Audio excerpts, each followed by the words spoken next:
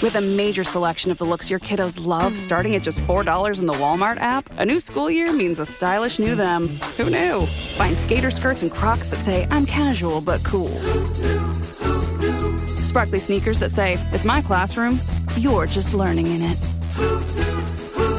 And preppy polos that say, I'm the teacher's pet, even if they're mommy's menace at home. Find their favorite styles starting at just $4 in the app. The Walmart you thought you knew is now new. New season, new chaos in college football. Let's go! Big stage, big opportunity. This Labor Day weekend, the wildness lives on ABC, ESPN, and the all-new ESPN app. What a way to start! Featuring top 10 teams like Clemson, Notre Dame, Alabama, and LSU, and Bill Belichick's debut at North Carolina. It's so special when these teams collide. Don't miss a lineup filled with electric matchups. Welcome back to college football. Kickoff week presented by Modelo. Labor Day weekend on ESPN and ABC. Also available to stream on the all-new ESPN app.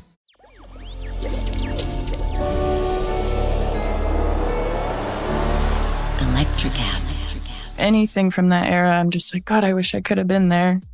What is it that's so appealing to you about that era? The music and the changes, I guess. A lot of my favorite artists are from that time. I really feel like I missed out. It's like nostalgia for a time I never even experienced. The 20th century was the movie's first century, when the original classics were made and beloved by audiences. But do these film classics of the past still hold up in our age of YouTube, TikTok, and on-demand binge viewing? Can the greatest cinema of the last century still reach young audiences who were born long after these films were released? Well, here's where we find out.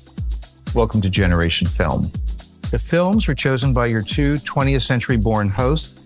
I'm Mark Netter. I'm a filmmaker and instructor at the Los Angeles Film School and CEO of Electricast Media. And I'm David Talisic, filmmaker and producer-director at Electricast Media. And our young guests introduced for this episode are... Hi, my name is Guy Lewis. I'm a film student. I'm going to be a producer when I graduate, and I love movies. And I'm Grace Chapman. I also love movies. I'm a film student at the Los Angeles Film School. I hope to be a screenwriter one day, but I change my mind every day. And I'm Jake Flowers. I am also a student at the Los Angeles Film School, majoring in entertainment business. Okay, just 3 days ago, we gathered together for a really high-quality screening of the surprise winner of the 1969 Academy Award for Best Picture, Midnight Cowboy, which stars Jon Voight and Dustin Hoffman. And just for the record, our younger guests here, had any of you ever seen this movie before? It was my very first time seeing Midnight Cowboy. Mine too. I've heard of it, but I've never seen it. David, maybe for our audience, you can give a little synopsis of the movie. Yeah. So it tells the story of Joe Buck, who's played by Jon Voight in one of his first major roles. He's a handsome and charming, but not very bright young guy who moves from his little Bible Belt town in rural Texas to New York City. And his dream is to make it big as a hustler, a gigolo for rich women in the newly sexually liberated Manhattan of 1968. As one does when they move to New York City. Well, but most of us don't do it for money, but that's his plan. That's how he's going to make his living. He gets off the Greyhound bus in Midtown Manhattan, and he's a fish out of water. He's preyed on by the way more savvy hustlers around, especially Ratso Rizzo, who's played famously by Dustin Hoffman. And Ratso is a pathetic, limping con man who's just struggling to survive. He totally takes advantage of Joe Buck. And Joe Buck doesn't need anyone to make things hard for him because nothing works out for him anyway. So he and Ratso both hit bottom pretty fast. Ratso, who is lonely and maybe even feels a little bad about the way he's taking advantage of Joe, not quite sure, but he invites Joe to share this squalid, unheated, abandoned tenement room where he's squatting illegally. And Ratso tries to hook Joe up with rich women who are willing to pay because they don't have money for food. Finally, the only way he can really get paid is to turn tricks with closeted gay men who prowl what was then a very seedy Times Square. Unlike the Disneyland Times Square of today, that was the good old-fashioned, disgusting Times Square. Right. It's not what Joe was planning when he moved to New York. But the two just suffer through a miserably cold Manhattan winter with no heat. Great job of selling this movie. I just want you to know this is like one that people are going to be dying to see now. So Joe catches a break, and these hip people invite Joe to this like happening Andy Warhol style party downtown. And he manages to get high with a young rich woman who agrees to pay him for sex. And right as that happens, Raxo finds himself in a crisis, and Joe is faced with a big life decision. I will warn our audience that as we discuss the movie, we do want to be able to talk about various plot elements. So there may be spoilers, and we're not going to be shy about that. The movie is 53 years old, so you can probably find as much as you want about it on the internet. It's not exactly a secret what happens at the end of the movie. But I don't know, David, I've seen this movie. This is probably the 5th time I've seen it over the course of my life. I think me too, 4th or 5th time. I've seen it on VHS. I've seen it in the theater a couple of times. I've seen it on DVD now. We saw it on a pretty big screen. I caught a lot of things that I missed seeing it on VHS 12 or 15 years ago, which might be the last time I'd seen it. All right. So I want to ask our young guests over here, what was your immediate reaction when you were watching the movie? Did it hold your interest after the movie? What were you feeling? And now that we're about 3 days down the line from having watched it, have your feelings changed? Has it stayed in your memory? You know, I see a Marvel movie and usually I forget what happened like by the time I hit my car. So I'm just wondering if this was more resonant, less resonant. Any of you jump in if you want to start. What I remembered was this underlying grittiness of New York and the Warholian party and the people. And oftentimes with movies, my brain connects to that glitz and glamour and the excitedness of the film. And so as the days had continued on, I'm more and more stuck with that than with the performance of the actors or with the connection that they had. And a lot of the critical review focused mostly on the acting and the connection of the two main characters. And for me, it was the absurdity and this very strange way of capturing New York at the time.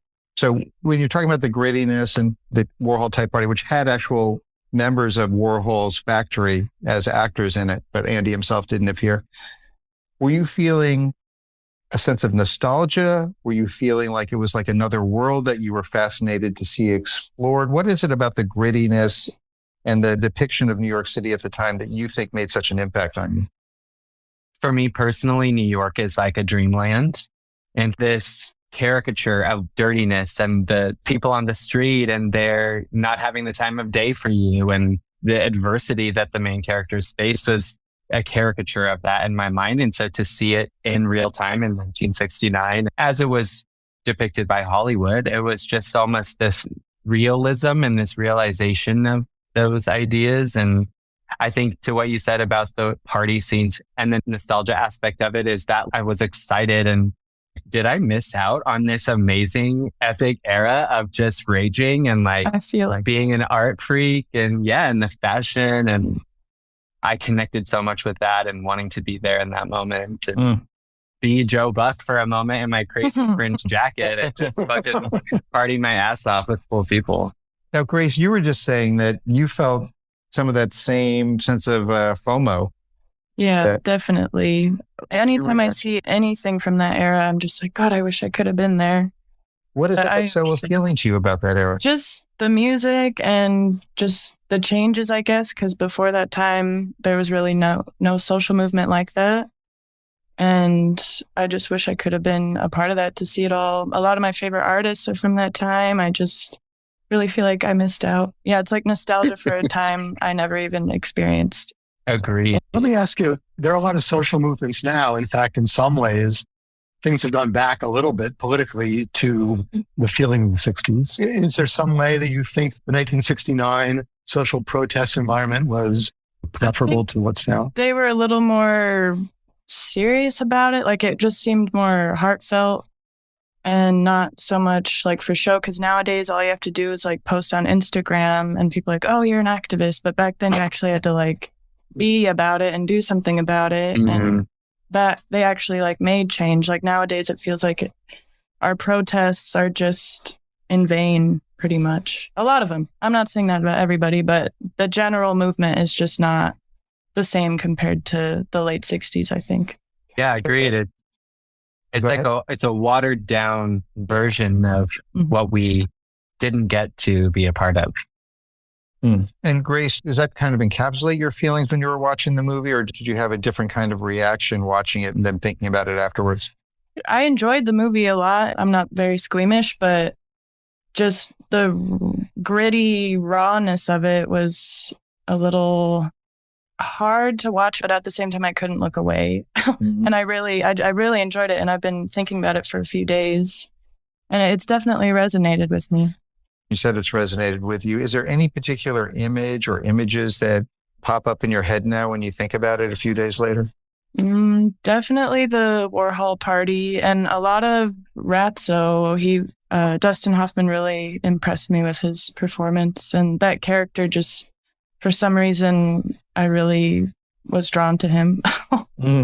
I think there's something about Ratso where, and this is Hoffman's genius, it's like the lowest rung of society, essentially. And he's not a particularly good person, although he eventually becomes kind of good to Joe Buck just because he's so lonely.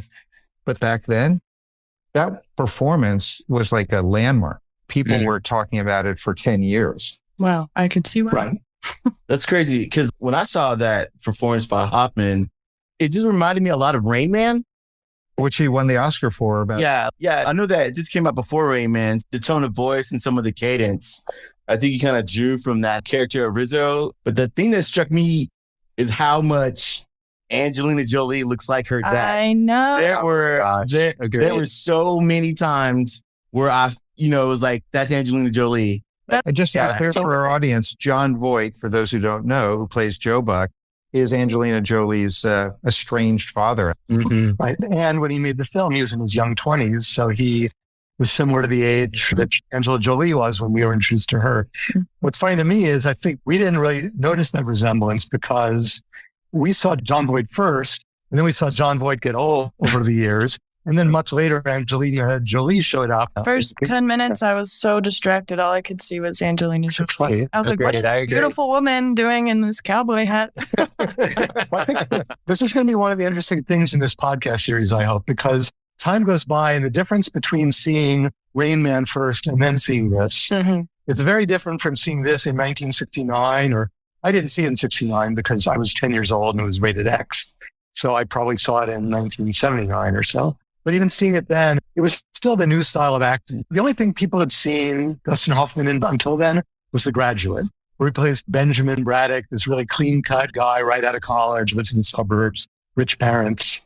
And so everyone thought, oh, yeah, he's going to be a movie star. So women were like chasing him in the street. And then he decided to do this thing where he had all the bad teeth and he's limping. The teeth were disgusting, by the way. On the big screen, they were disturbing. Yeah. People were very impressed. And of course, his agent begged him not to do this film because they said, it's just going to ruin your career. But he told them, I don't want to be a movie star. I want to be an actor. And he got an Oscar nomination for it. First, Dustin Hoffman, he made himself into Ratso Rizzo and then met Schlesinger, who thought of him as Benjamin Braddock. And he showed him no. And Schlesinger was so impressed that he cast him. This brings up issues about how things are different 53 years ago versus today. Now, this movie was groundbreaking in a lot of ways. It was United Artists, which was always the most independent of Hollywood studios, but it still was a studio movie. It still was shot in a kind of a gritty style, even though some of it was a bit caricature. I think The Party, in a way, is sort of a caricature of that time, although for all I know, it's exactly what those parties were like. But I went to a couple of his parties. Is it like that? Yes. Believe it or not, there were those characters. Now, it wasn't all like that. A lot of people, a lot of crazy stuff going on. I think there were people that we would now look at as caricatures that actually were that way. Like the guy with the hair who said, my hair just goes out to infinity. And, there were people high enough to talk like that. And not only that, but we thought it was cool to talk like that. Like they'd be admired. These parties were all underground. They were like hidden in downtown Manhattan at the time. It's hard to believe now. So I grew up in downtown Manhattan and my block was fine. But I walked 3 blocks east and it was so scary. You can't believe it. And there were all these abandoned buildings and empty lots. And in some of them, these fabulous parties were going on with some of the most famous artists and authors. New York attracted all the artists and musicians of the world because they had to flee Europe. And there was cheap rent, which there doesn't exist today. you could be an artist in New York back then because the rent was like $25 a month or something, Well, it was $25 a month in Paris too at the time, but Paris was destroyed by the war. Whereas New York was like up and coming and it was happening there. The art scene had moved there. All the movies and television were being made there. So everyone benefited from the fact that people, whether they're rich or poor, if they were like talented and wanted to be in the middle of things or untalented and wanted to be in the middle of things, they were there. So I want to pivot a little bit to something that you were bringing up, David. So the director, John Schlesinger, next movie made after this was Sunday, Bloody Sunday, which was actually a bisexual love triangle. And Schlesinger, I think people who knew him back then knew that he was gay, and he came out, when it became safer later in the 80s. So one of the things that's really interesting is along with, depicting the New York scene, depicting these kinds of people marginalized in society, there are some depictions or undercurrents of homosexuality in the movie. And I'm really interested to know from the younger folks out there, does it feel like it was obvious? Was it corny? Does it hold up today? Or would you do things differently if you were, remaking it? I'll speak to this. I think I have some personal experience in this department, but a little more cred than some of us. Exactly. And connected. And I was surprised by this film because I'm so used to seeing films from eras past that got it wrong. And I didn't know the background or the history or the personal life of the director at the time while I was watching. And I resonated with so many of the characters in many different ways. The young boy on 42nd Street that was trying to get Joe Buck and didn't have the money to pay. Then I resonated with the young, maybe gender fluid individual from the bar that was just like taunting and full of sass and tenacity. And then I resonated. Stylish. Yes, and the style. And I resonated with the people from the party. And I had in other films be like, this isn't right. This isn't me. This doesn't represent my community. And knowing the perspective of the director, that I understand why I was like, okay, slay, it made so much sense. And there was this depiction of queer folks in the late 60s that was like this desperado, and it was sad and it was real. And the boy was begging, don't tell my mom, don't, out me. And then the solicitors on 42nd Street. And then there was all these different aspects of the community. And I think maybe he was entrenched in that world and that community and had a perspective of that and drew from his internal struggle, the director, and was able to place this and offset it in the movie. I definitely connected with it. And it was also interesting to see that like these archetypes of people from the queer community that I know and I connect with every day had existed, and we've always been here. Would you all agree that guy you mentioned who's telling him, oh, you're going to get taken advantage of? He seems to me to be the only gay character in the film who's comfortable about being gay, who's open about being gay, and who's happy about it. Right. Agreed. Am I right? Yeah. I think maybe some ambiguous characters from the party, but yeah, the one that you're just supposed to accept and know is queer. But there's so much shame and so much furtiveness going on around the other gay characters. Well, particularly, I actually kind of thought that was weird because Joe Buck was bisexual, yeah? Well, was he? That's a great question. Years ago, there would be these hustlers, guys, and they would allow men to perform, sexual acts on them. Pay for pay. Right. But they would, exactly right. That's right, Grace. They would not consider themselves gay. They would beat you up if you said they were gay because they really were just doing it for money. Mm. So I think that Joe Buck was kind of in that situation where, as having sex, you're seeing flashbacks to him with the girl in Texas that he had that ill-fated relationship with. The sexuality of Joe Buck. First of all, one, it's a really dope name for a male prostitute. Love it. It's like a brilliant. It's a porn name. Perfect. That's dope. But for me, when he left Texas, after all that happened to him, he was trying to sell himself to women. But then when the very first opportunity to sell himself for sex with a man, he was not hesitant. He kind of just like went right to it, hey, this is what I'm doing now. So there's one shot maybe that was intended to kind of serve as the transition where he's deciding what's he going to do. He has no money and he looks in the window of this diner and he sees a young, handsome guy cleaning dishes like he had to do. And the guy looks quite sad. And I think he says to himself, I can't go back to working a shitty job. For some reason, he doesn't consider having sex to be a shitty job. He says, that's all I was made for. It's a love. It's a Lover boy. Yeah, lover boy. That's how he saw himself. I think because of his childhood that his idea of sex was more fluid, and he was so exposed at such a young age, and maybe his guardian being a sex worker as well kind of affected the way that he viewed sex and what was accessible to him and what wasn't. Also, growing up in this stoic Bible Belt town, I think he equates love with sex. He doesn't really have a lot of love. His grandmother takes care of him, but all the love he's experienced is very sexualized. He hasn't had tender love. The core of the story is a love story between two men. It's not a sexual love. It becomes a very deep love between the two guys. And I think that's what makes it so heartbreaking at the end and resonant, that in essence, not to put too hard a spoiler on it, Ratso kind of sacrifices himself for Joe, but actually leads Joe to the promised land at the end. The heart of the movie for me, and the part that affects me the most, is that Joe is looking for love. That's what he wants. He goes to New York. He thinks he's going to find it by finding, a rich woman who's going to help him along in life. He gets the opposite of love. He gets mistreated, rejected. It's awful. The only person who will love him is Ratso Rizzo. Yeah. And he's the last person he wanted to love or to be loved by.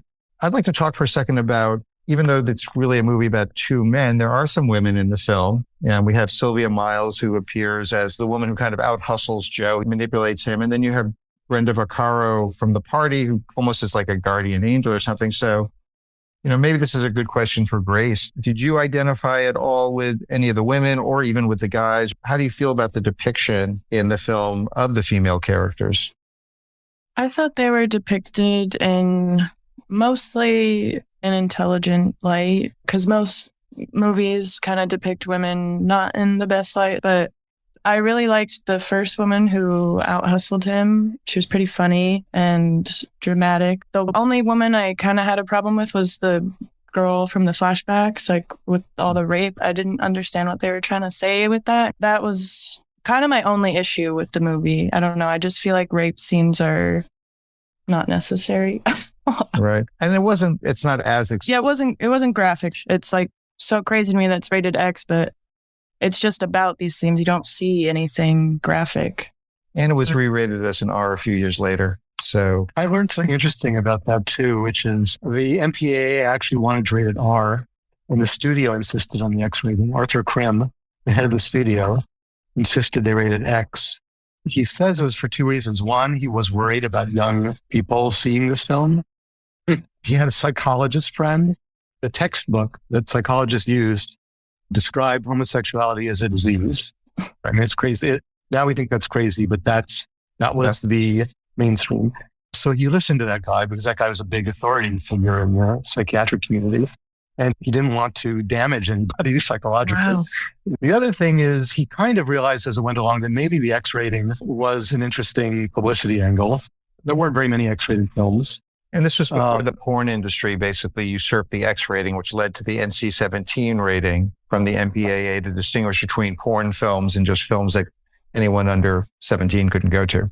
Right. So the original ads for it said stuff like, whatever you've heard about this film, it's true. Got to get butts in the seat somehow. Grace, what you were saying over there, the flashbacks in the credits, I think she's called Crazy Annie or Crazy Sally or something. And the idea is, the town treats her as being crazy, though she is probably just another love-starved person. She's the only character who has real nudity in the movie. Mm-hmm. And she's played by the screenwriter's daughter, Jennifer Salt. Waldo Salt was the screenwriter. Yeah, a little weird, right? I also read that Waldo Salt was blacklisted for a long time before that. And he hadn't written anything since the 40s. And he was like a depressed alcoholic, but they just gave him a chance for this. And he did a pretty good job. Besides putting my daughter in that scene. Yeah, kind of strange there. So it's funny. People were very squeamish about male nudity in 1969. And they were much less squeamish about female nudity. And it wasn't just in movies. You saw this in museums and all over the place. And there were a lot of actresses who actually, it was sort of a rite of passage to like do a nude scene and show that they were, modern and liberated. It kind of just reminds me of how like people were shaped when you watch all reruns of Laughing and stuff from that era. It just seemed consistent with, it wasn't a shock to me that there was going to be some nudity. I wasn't shocked by the nudity. I was shocked more by the gang rape. You were like, what is going on? There's always that question that you're asking, trying to figure out that piece of the plot. What are we splicing to? What is happening here back at home?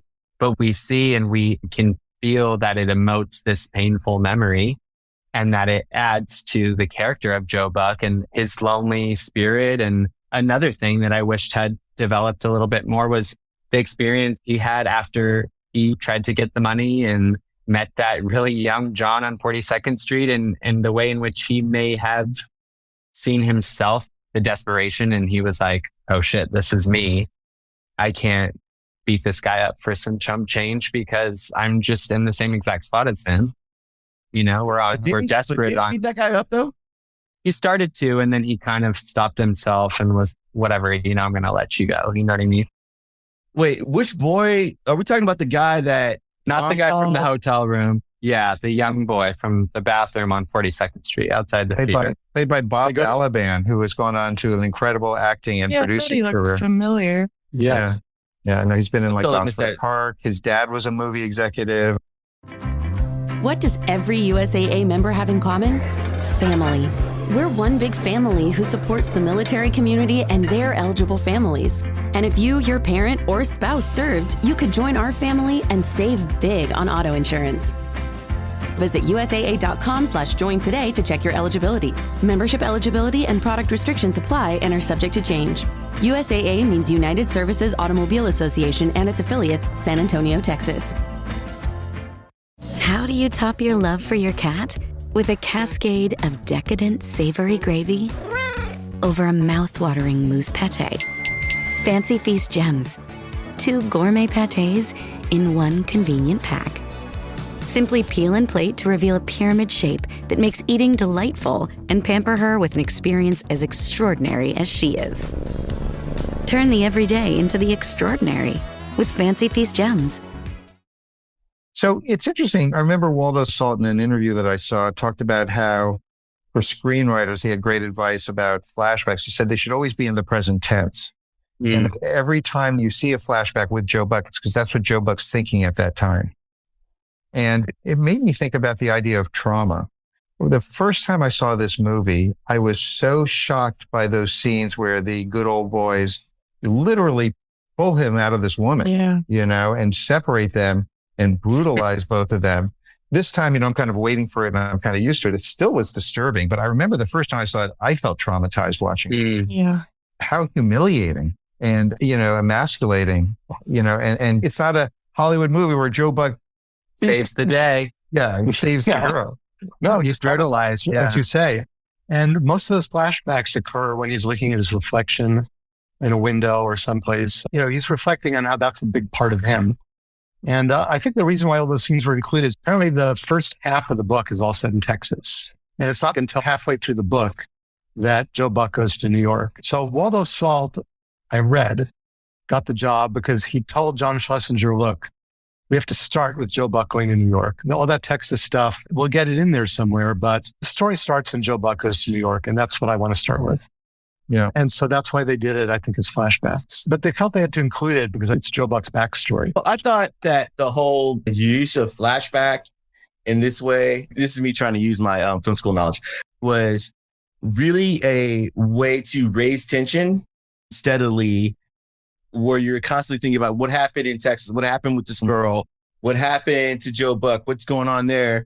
But then you go to something else that's also traumatic, and it kind of lines up to where Joe would be, we would call it nowadays triggered. So it would kind of line up as a trigger that you get the flashback, but then like over time to raise the tension, you see more and more of this flashback. And I thought it was like a great storytelling technique. And you only really see those kind of techniques in older movies, but older movies, it seems like they did cooler things with the edit. And as I remember, it's sort of like a bluish tint to the flashbacks too. Mm-hmm. And like you said, it does piece it together over time. This brings up a couple different themes that I'd love to chat about. I remember after the movie, I asked everybody if they remembered what the first shot of the movie was. And I don't think any of you did. But the very first shot of the movie, it's just white. You're just looking at white, and the camera pulls back and it reveals that it's a movie screen at a drive-in movie, but the drive-in movie seems like it's not really maybe in use anymore, or there's kids playing in front. So it's the middle of Texas, nowhere. And then you brought up, David, kind of the idea of the reflections in the movie. And there's even a scene where Joe Buck looks in the mirror and kind of looks like it was the inspiration for the mirror scene in Taxi Driver, but a lot less lethal. And again, trying not to be too big on the spoilers, but the last shot of the movie is a reflection shot where reflection plays a very important part. So what I want to kind of tie it into and see if this resonates with anybody or tell me if I'm in a dead end over here. In the late 60s and into the 70s, culture changed and movies started to examine the movie past and basically say, those John Wayne movies that we all watched that got us riled up and got us ready to join the army to go to the Vietnam War and fight and all this, and then people coming back disillusioned. It really was about stripping away illusions, maybe creating new illusions while doing it. So I'm wondering if that resonates with anybody. Did you feel, because obviously you're not watching this in 1969, so you're not in the cultural moment, but did you get a feeling that this movie was somehow maybe a critique and that the reflections maybe are something like a reflection on our society? Am I right? No, I agree completely. Knowing the little I know about 1969, I was like, oh, okay, so we're really going there. Now that's just the tip of the iceberg of what you see in films of psychologically what we explore. But I think for that time, it was like, oh shit. Like they're really trying to discuss the human mind and the disposition of people in this time. Grace, you were nodding before. What was resonating with you with what I was saying? Yeah, I get what you were saying. And movies before this, like the studio films, weren't really telling a true story. They were telling like a fantastical story that is unattainable for the average American. But this is like a real gritty story that the filmmakers obviously wanted to show society, like, this is real life. Look at it. And this is the new era of Hollywood, pretty much. Because after that, everything was no more musicals, really. It was just like real life. Yeah, I think I mentioned that one of the movies it was up against for Best Picture was Hello, Dolly, which I think was a financial disaster for the studio and was kind of the end of the musical era. Poor Barbara. I know. Now, you remember, Mark, because you were right, I didn't remember what the first shot was, but do you remember what's on the soundtrack during that first shot? I think it's the radio, but I'm not sure. Is it like... No, it might be the radio. You don't know. But as they pull back from that blank movie screen, you hear cowboys and Indians going, woo, woo, woo, and gunshots, right? So clearly very critical. If people in 1967 were critical of old John Wayne movies, it was especially the way Native Americans were portrayed. You know, it's funny, and he's wearing buckskin, which is kind of a Native American thing that was adapted by cowboys. And, you know, it's one of the things that I love about the movie is watching how his really gorgeous wardrobe that he starts with deteriorates. At one point, he gets ketchup on it, I think, and his pants, and you can see the spot in future scenes where he wiped it off, right? Covering it up in the subway station, like a mess. I was cringing so hard when he walked into that party and he's wet and covered in stains. And there's all these fabulous people. I'm like, I would die. Right. One of the revolutionary parts of this film was the costume design. So Anne Roth was the costume designer, a legend, very involved in the actors studio scene. And she took it upon herself to be like the first method costume designer. She felt that character could be created by the costume. She really worked hard to make Joe Buck look sexy, but also kind of foolish. And yeah, there's a good job drawing that balance. Yeah. Right. Yeah. And Roth is a legend. Yeah, as a native Texan, that's kind of the appeal of the cowboy. You don't really expect cowboys to think a whole lot. You just kind of just expect them to do. And when I saw him, I immediately liked him. He kind of embodied this idea of Texas that I kind of always had as far as what a cowboy is or whatever. You know, always positive, polite, upbeat, but you kind of know that he can handle situations without being a jerk. Rizzo and Buck, all their dignity has been stripped away, right? They still want to be men. And, they talk about it a lot. They want to uphold their feeling of masculinity. And that outfit he's wearing, it's like John Wayne. And Rizzo says that cowboy stuff is strictly for, and he uses for gay people. Yeah. And one of the shots of the movie that really haunted me this time is when Joe Buck finally is out there on the streets of Times Square. He's no longer really trying to get the rich ladies, whatever. And you see another cowboy. Yeah. The other guy with the cowboy hat who looks like the Marlboro Man, if you remember the old cigarette ads, and looks like he's been doing it a lot longer and he's a lot harder, a lot better at it probably. But that's the thing. The Marlboro Man was a symbol of masculinity for real all across America. People smoked cigarettes just so they'd look like that guy. Yeah, until he died of cancer. Right. But at the same time, down on the docks in lower Manhattan, gay men were wearing chaps. So it ultimately becomes like the village people. Right. Yeah, made safe for America. I'd be at weddings and my mother-in-law would be dancing to, YMCA. Yeah, I'm telling you. Yeah. And she does a mean Macarena too, but. Yeah. Yeah. So I want to again go to our guests and ask them, I'm getting a sense from this conversation that this movie still works today, that it's still resonant. But I really want to know from you guys, how would you characterize it? Would you recommend this? Do you think it's resonant today? Were you ever bored watching the movie? I would definitely recommend it to most people. Maybe not like my grandpa or something. He's probably seen it though. But it was so aesthetically pleasing also. Like we were talking about the wardrobe. Everything was just so striking. I think it's just an incredible piece of art, and I would definitely recommend it to everybody. And I thought it was very, poignant, I guess, when Joe finally calls him Rico instead of Ratso, and then we know what happens. But it was when he finally respected him, and we don't know if, I'm going to spoil it. We don't know if Ratso died before or after hearing that. So did he get the respect he always wanted? Right. And I kind of knew that was going to happen when Joe was talking to him. I was like, oh, it's going to happen. He's going to die. So it was quite depressing, but I like depressing stories. Well, Hollywood's always wanted happy endings, right? They'll take a depressing novel and they'll put a happy ending on the end of it. Mm-hmm. And people will walk away feeling better and the movie will do better at the box office, right? But sometimes depressing can be uplifting if it feels truthful and if you feel a sense of catharsis. Yeah, it felt like the right ending. Any other ending, I would have been like, okay, well, the story's not really over. There was a sense of really depressing closure at the end because it's a new start for Joe Buck, even though he just went through this traumatic event, but he's given a chance to start over in a way. So do you feel optimistic about Joe Buck at the very, very end? A little bit, but I'm still sad for Ratso. Jake, what about you?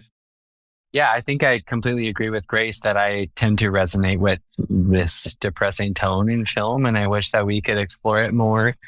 But I like the way that it was real, and something that I always think about, whether it be a book, a podcast, or a movie with a fictional story, is that like we're wrapped up in this box, right? In this time frame, and whether it be a love story or these two characters get married and that's the end. Okay, but when does this person die and then the story's over? Or when do they get divorced? Or when does this happen? Or when does that happen? And I think the specific story left us in a place where we could grapple with the idea that outside of this crazy trauma, that life goes on like it does in real life. They don't need to coddle us with a happy ending. Right. And then I think the way in which you feel it in the film, personally, it was not like, oh God, I can't watch this, it's so depressing. It's like, you can relate to the sentiment, draw from your own life, because it's a depression of an internal sadness, And it's earned. It doesn't feel cheap or like manipulative, I don't think. And Jake, just kind of go to the other question too. Are there people you would recommend this movie to?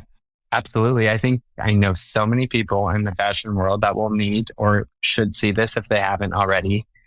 And I think everybody that I know would maybe watch this movie and be like, you would recommend this movie to me. Because I think just thematically, it's so out there and the absurdity. And it's a great movie. And at the time, from what I've read, there was this very separate idea about if the film was a classic or whether it was good. And from what I read, Roger Ebert, and I read a review from Vincent Canby at the New York Times, and everyone was saying, you're going to hear the people in the film industry call this movie genius.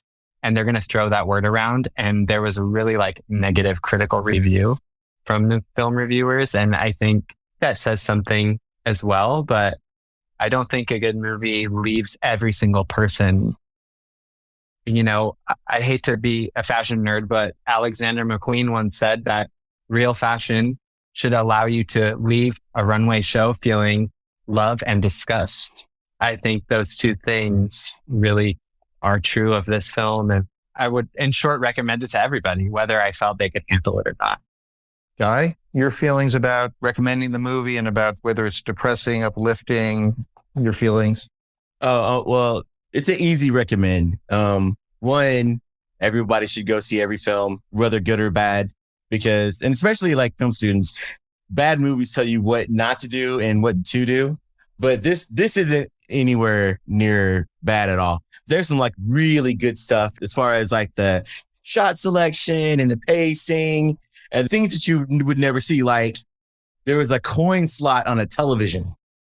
Oh god! Like you had to you had to put a quarter in the TV to watch it. That's nuts. The dirtiness of New York was also kind of weird. And I was talking to this older guy, and he was like, "Oh yeah, the New York in that movie was like the real New York. It's almost like New Yorkers that grew up around that time miss the dirt now that it's all cleaned up or something." Like I was telling you that was some of the punk rock era, and it was, you know, kind of fed off that. So it was fun. Is that how you felt? You kind of missed that? I don't. It's hard to say, you know, but yeah, he misses it. So anyway, I mean, it was so cheap to live. It was crazy. I had friends that were living in squats, or they even had brought in electricity off the street, and you know, there was art going on all over the place, and you know, really dissident art happening everywhere. Early 80s, just like you guys, I kind of missed the Warhol parties, but I kind of got, you know, the sequels. But, you know, there was something about it where it was, the joke used to be New York is fun city. And I remember I had a poster when I was a kid that was like a Mad magazine, like drawing of, you know, people getting stabbed and mugged and fun city. Fun city. Right. But I gotta, when you're young, it was both. It was so much more extreme one.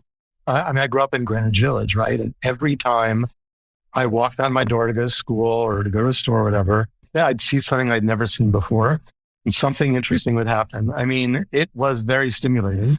It was also really scary because some of the things you saw were things you did not want to see. So I miss it. It was a much more creative environment. Now it's nicer. You know, it's more comfortable. And you don't have to be scared walking on the streets like you used to have to be. But they used to be like real immigrant neighborhoods. Like there was a real, Chinatown's kind of grown and taken over Little Italy, but Little Italy used to be something that it isn't now. And you had Germantown up on the east side. But a lot of that dirt and all those things in the building that they're in, it's all stuff left from like, you know, 50 years, 100 years earlier. And that people were kind of living in the, you know, the remnants of past culture that had, yeah, that was built in the 1920s, and then the Depression and the World War put a stop to, you know, and then New York losing all of its industry. So it's hard to believe, but New York was the center of industry for the whole United States. I mean, everything was made there. All the shipping came there. The port, by far the most important port in the U.S. And now there isn't a port. Now there's just a beautiful park along the Hudson and High Line, which I kind of love. I love the High Line. Yeah, it's got a great view. Yeah. All right. Yeah, so it's changed completely. I want to, because somebody mentioned music.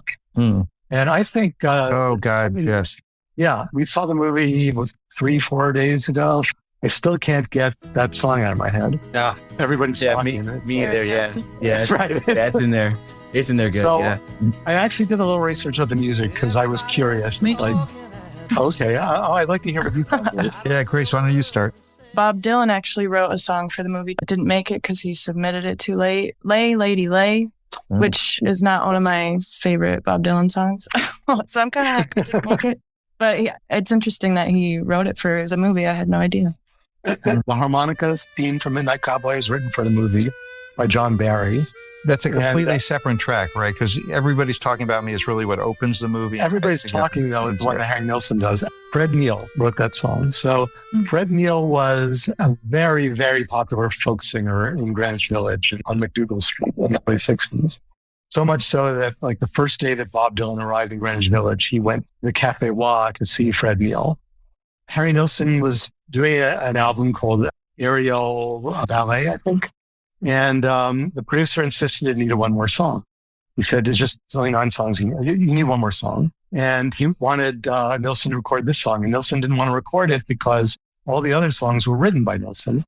And Nilsson didn't really want to put any songs in the album that he hadn't written. But he decided to do it. And it became the big hit that sold the album. What's funny is Harry Nilsson's from Brooklyn. And this guy Neil, is like a dyed-in-the-wool lower New Yorker. But it sounds like, I thought it would be a down-home country song written by some Texas country music guy. Denver wrote it or something like country road. Yeah. One last thing. Joni Mitchell wrote a song for the film called Midnight Cowboy. And Schlesinger rejected it because it tells the story of Joe Buck, this song. And he said it's too literal and it's not quite the right feeling. UA really wanted to have a big soundtrack. They wanted at least 10 songs that people would buy the soundtrack album for because Dustin Hoffman's The Graduate with the Simon and Garfunkel music had sold millions and millions of copies. And Schlesinger just fought them. He just wanted these only 2 songs. And so these songs keep repeating and they're the same 2 songs. But to me, it's perfect. And even the executives at UA, when they actually saw the final film, said, you know what? You're right. Any of you thinking about if you're ever going to watch the movie again, would you watch it again? Would you wait a few years, 15 minutes? Watch it again. Oh yeah, I'll watch it tomorrow. Nah, seriously, it's a rewatch. You got to. It's a lot there. There's so much to take in here. Yeah. They say the definition of a classic is something that you can return to repeatedly with no diminishment of pleasure, right? So I had no less pleasure seeing this time than I had in the past. What I do think is interesting, though, is certain movies or even books, works of art, when you see them at different points in your life, you have different life experiences that you bring to it and you think about it. That's part of the fun, I think, of revisiting classics. My cat, Freddie, loves to be brushed and cuddled. But stirring up his cat allergens meant sneezing and itchy eyes. Then I found Purina One Live Clear. It's cat food that reduced the major allergen and my suffering in as little as 21 days. Now, we feel closer than ever. If you have issues with cat allergens, you really need to try Purina One Live Clear. Try new Purina One Live Clear today. Purina One, a difference from day one. This episode is brought to you by Indeed. When your computer breaks, you don't wait for it to magically start working again. You fix the problem. So why wait to hire the people your company desperately needs? Use Indeed's sponsored jobs to hire top talent fast. And even better, you only pay for results. There's no need to wait. Speed up your hiring with a $75 sponsored job credit at Indeed.com/podcast. Terms and conditions apply. All right, you want to try the rating system? I'll describe it for you guys. So you only have 4 stars to work with, and there are no 0 stars because it is a triumph if you even make a half-star movie. 4 stars is only reserved for not only what you think is like a great movie, but it has to have touched you personally. It has to be one that you'd be willing to put into your top 10, top 20. It has to be really meaningful. It's an A+. So a 2.5-star movie is a B movie, maybe a genre movie, but it's actually good. And if you're a fan of the genre, or if your friend is a fan of the genre, you'd recommend it to them, like a great film noir or a shoot 'em up or an action movie. Then we get to the really most awful thing you can be as a 1-star movie, because that means it's just a bad movie. It's a D.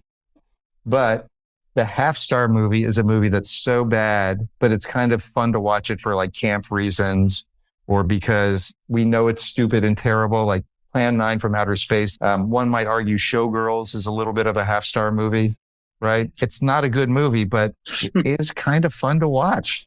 So I'm going to go around and I'm going to start with Guy on this one. How would you rate Midnight Cowboy first time having seen it 3 days later? Okay, so like that movie like needs like 2 more watches by me, right? To pick it apart, to do some more analysis. But right now, off the top, it's a 3-star movie. It hit all the marks. It is great. And that's a A minus. A minus. Then it's a, yeah. See, I don't want to like just ask me in a couple of weeks, but right now it's a 3-star, maybe 3.25 stars. All right. Very good. Grace, I'm going to give you the next shot. Maybe I'm being a little too generous, but I'm going to give it 4 stars because I could see myself watching it again and picking up on things and just really loving it. I'm really a sap for wardrobe, especially, so that plays a big part, but just the themes in general and the connection between the two characters, it's in my top 10 for sure. Oh, but I have a pretty big top 10 list. I got to write them down to make sure it's all 10. It might be 30 top 10. Yeah. I've done that. But I really loved it. Jake, what about you? You know, I want to agree with Grace. And the part that I want to agree on is that it would be a 4 because it did touch me personally. And it's something that if I were to make a film, that I would definitely be inspired by this style of filmmaking.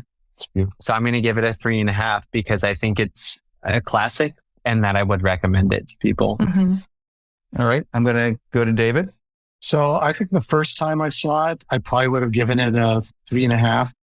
But now I've seen it through all these different parts of my life, and it's just touched me more and more every time I've seen it. And so it's a definite 4 for me, without question. All right. I'm going to lay down mine.